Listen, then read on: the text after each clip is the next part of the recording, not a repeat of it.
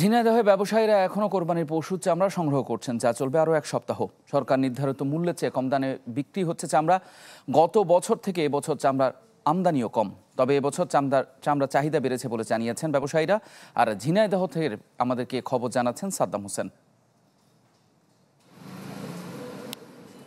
ঈদ পরবর্তী সময়ে ঝিনাইদহে ব্যস্ত সময় পার করছেন কাঁচা চামড়া ব্যবসায়ীরা।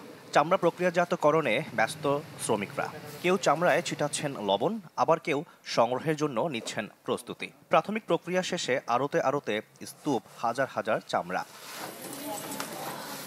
এবছর জেলায় প্রায় 1.5 লাখ পশু কোরবানি হয়েছে, যার মধ্যে গরু 35,000। এছাড়া লক্ষাধিক ছাগল ও ভেড়া কোরবানি হয়েছে। কোরবানি হওয়া এসব পশুর চামড়া ঈদের দিন থেকেই জেলা, উপজেলা, শহর থেকে আড়তে আনা শুরু হয়। আড়তদারদের পাশাপাশি মৌসুমি চামড়ার ব্যবসায়ীরা গ্রামগঞ্জ থেকে চামড়া সংগ্রহ করে তা আড়তে বিক্রি করছেন। সরকার যে দাম নির্ধারণ করেছে এতে খুশি নন ব্যবসায়ীরা।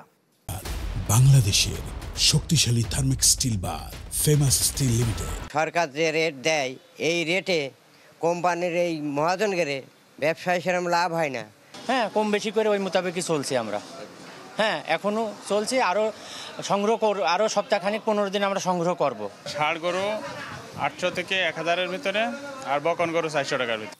ব্যবসায়ীরা বলছেন গ্রামগঞ্জে অপেশাদারদের জন্য বেশিরভাগ চামড়া নষ্ট হয়ে যায়, তাই চামড়ার দাম ফিট হিসেবে করার দাবি তাদের। গতবারের থেকে আপনার 30% আমাদের অঞ্চলে মনে হয় আমদানিটা কম। দিয়ে যে সরকার যে রেটটা দিয়েছে, ধরেন যে আপনার 1 নম্বর 2 নম্বর উল্লেখ করেনি, ওনা আমাদের মফস্বল শহরে 1150 টাকা রেট দিয়েছে, কিন্তু উনি সাইজটা উল্লেখ করেনি এবং 1 নম্বর 2 নম্বর উল্লেখ করেনি। ওনাদের এটা উচিত ছিল যে স্কোয়ার ফিট হিসাবে, যে ষাঁড় গরু এত টাকা ফিট, গাভী গরু এত টাকা ফিট।